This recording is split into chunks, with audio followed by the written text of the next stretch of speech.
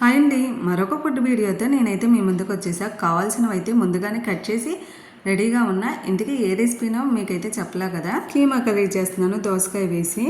ఈ కర్రీ మెయిన్గా మా బాబు కోసం అయితే చేస్తున్నాను. నేను చూపించే ప్రాసెస్లో చేయండి. కొంచెం మసాలాలు తక్కువ వేసి పిల్లలు కూడా ఇష్టంగా తినేస్తారండి. ఆనియన్ కొంచెం కలర్ మారాక పసుపు వేయండి, చిటికెడు. తర్వాత అల్లం వెల్లుల్లిపాయ పేస్ట్ కూడా వేసి కొంచెం ఆయిల్లో బాగా వేగిన తర్వాత అల్లం వెల్లుల్లిపాయ పేస్ట్ మనం కడిగి పెట్టుకున్న కీమా యాడ్ చేసుకొని బాగా కలిపి వేసుకొని మూత పెట్టుకొని వాటర్ కొద్దిగా సెపరేట్ అయ్యేదాకా హై ఫ్లేమ్లో వేగనీయండి.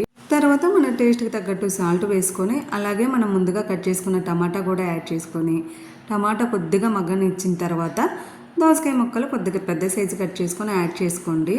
నేను మా బాబు కోసమని బాగా సాఫ్ట్ అవ్వాలని ముందుగానే దోసకాయ ముక్కలు వేసానండి. లేదా 3-4 విజిల్స్ తర్వాత మూత తీసి దోసకాయ ముక్కలు యాడ్ చేసుకుని ఒక 1 విజిల్ రానిస్తే సరిపోయిద్ది. అప్పుడు దోసకాయ ముక్క మరీ సాఫ్ట్ అవ్వదు. మన టేస్ట్కి తగ్గట్టు ఉప్పు కారం యాడ్ చేసుకొని కొద్దిగా మగ్గిన తర్వాత వాటర్ పోసుకొని ముక్క ఉడికేదాకా విజిల్స్ రానిచ్చుకొని నేను 5 విజిల్స్ రానిచ్చాను. మటన్ అయితే లేతగా ఉంది, వెంటనే ఉడికిపోయింది. చూసారా, దోసకాయ ముక్క కూడా మనం పెద్దవి కట్ చేసాం కాబట్టి ఎక్కువ సాఫ్ట్ అయితే అవ్వదు. ఇక్కడ నేనైతే మసాలా పౌడర్ చూపిస్తున్నానండి, హోమ్ మేడ్ది. ఇప్పుడు మటన్ కర్రీ చేసిన మసాలా పౌడర్ అయితే వేసి కర్రీ చేస్తే టేస్ట్ చాలా బాగా వచ్చిద్దండి.